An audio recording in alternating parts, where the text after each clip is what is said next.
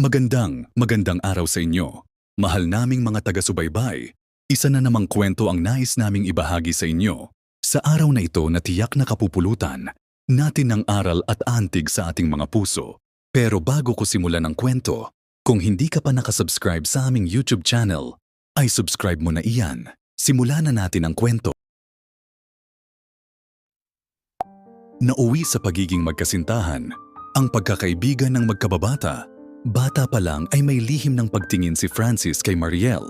Matalik silang magkaibigan at magkalapit lang din ang kanilang mga bahay, kaya lagi silang magkasama. Pareho sila ng pinasukang paaralan, kaya buong araw silang magkasama. Parang hindi na nga mapaghiwalay. Ang dalawa pagdating nila ng high school ay marami nang nanliligaw kay Mariel. Marami rin namang nagkakagusto kay Francis, pero ang mga mata at puso nila ay para lang sa isa't isa. Sa tingin mo ba, kung magiging nobya, kita ay magtatagal tayo? Biglang tanong ni Francis. Nagulat si Mariel at bigla siyang namula. Bakit mo naman natanong yan, Francis? Hindi ba't kapatid ang turing mo sa akin? Huwag mong sabihing nahuhulog ka na hindi ko maisip na tayong dalawa ay magiging magnobyo. Tumatawang sambit naman ng dalaga. Bakit ayaw mo ba sa akin? May iba ka bang napupusuan? Sabihin mo na kaagad. Dahil seryoso ang tanong ko sa'yo, ayokong maunahan ng iba. Noon pa man ay mahal na kita higit sa isang kapatid, pag-amin ng binata. Pero mga bata pa tayo, hindi pa tayo pwedeng magkaroon ng kasintahan. Hindi pa pwedeng pumasok sa isang relasyon. Bilin yan ng mga magulang natin, di ba? Tugon muli ni Mariel. Sagutin mo muna ang tanong ko, Mariel. Mahal mo ba ako na higit sa isang kaibigan o kapatid? Gusto ko lang malaman, tanong pa ni Francis habang nakatitig sa mga ng dalaga. Aaminin ko sa iyo, Francis, noon pa man ay mahal na kita, pero mga bata pa tayo at saka natatakot. Akong biglang magbago ang relasyon natin. Kapag naging magkasintahan tayo, natatakot. Ako na baka magbago ka na, tugon ito. Hinding-hindi ako magbabago, Mariel. Lalo lang kitang mamahalin mula noon, ay ikaw na ang laman nitong puso ko at wala nang iba. Ikaw lang ang babaeng minahal ko. Hindi naman kailangang malaman ng mga magulang natin. Ipakita natin sa kanila na mag-best friend pa rin tayo, pangako ko sa iyo. Walang makakaalam.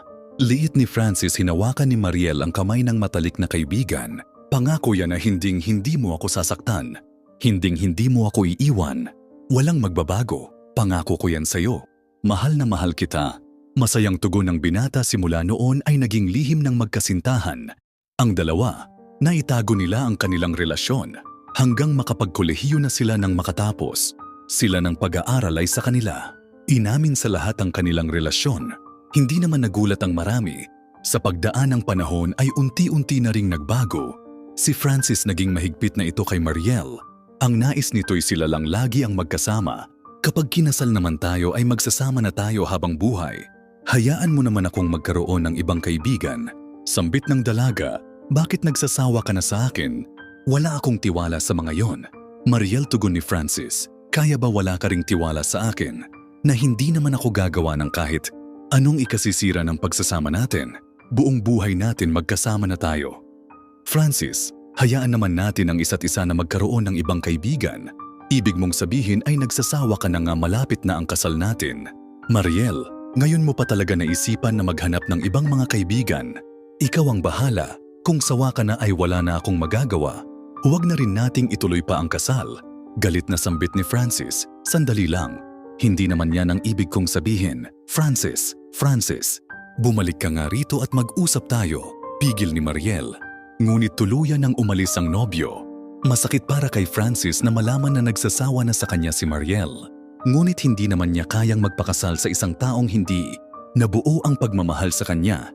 Kahit na tinatawagan siya ni Mariel ay hindi niya sinasagot. Nagdesisyon na rin siyang itigil ang kasal. Francis, kausapin mo naman ako, ang babaw naman ng dahilan mo kung iiwan mo ako. Hindi ba't nangako ka sa akin? Hindi mo na ba? Ako mahal talaga. Umiiyak na wika ni Mariel habang nasa telepono. Binabaan lang siya ni Francis. Lugmok na lugmok ang dalaga ng mga panahon na ito. Maging si Francis din ay nasasaktan. Ngunit kailangan niyang ibigay ang kalayaang dapat para kay Mariel. Upang makapag-move on, ay lumipad siya pa ibang bansa upang doon na magtrabaho. Wala na rin siyang narinig pa mula kay Mariel simula ng araw na yon. Lumipas ang 2 taon at minabuti ni Francis na magbakasyon sa Pilipinas. Sa airport ay hindi sinasadyang magkita. Ang dalawa hindi makapagsalita. Si Francis dahil ang laki ng pinagbago. Ni Mariel nag-aayos na ito. At mukha ng palaban hindi tulad ng dati. Hindi ko akalain na dito pa tayo magkikita, Francis. Kumusta ka? Nasambit ni Mariel na tila walang nangyaring alitan sa pagitan nila. Mariel, kasi huwag mo nang isipin ang nakaraan, Francis. Kinalimutan ko na yon. Pinatawad na kita. Mukhang tama ka nga, kailangan natin ito para mahanap ang isa't isa. Sayang at paalis na ako papuntang London. Doon na ako magtatrabaho. Gusto ko pa sanang makipagkwentuhan pero kailangan ko nang umalis. Nakangiting wika ni Mariel sa mga sandaling iyon ay napagtanto ni Francis na hindi pa siya nakakapag-move on kay Mariel. Siya pa rin ang laman ng puso nito. Maraming bagay na nais niyang sabihin pero natitigilan. Siya nais niyang ikwento ang lahat ng nangyari sa kanya sa Amerika at kung gaano niya ito na-miss. Ngunit tanging ito lang ang lumabas sa kanyang bibig. Mag-ingat, kausap na lang tayo kapag nakalapag na ang eroplano mo sa London. Wika ni Francis. Pinanood lang ng binata ang pag-alis ng kanyang minamahal. Nais niya itong pigilan, ngunit natatakot siya na baka masaktan na naman niya. Ito, Francis, nais ko lang sabihin sa iyo na ikaw pa rin.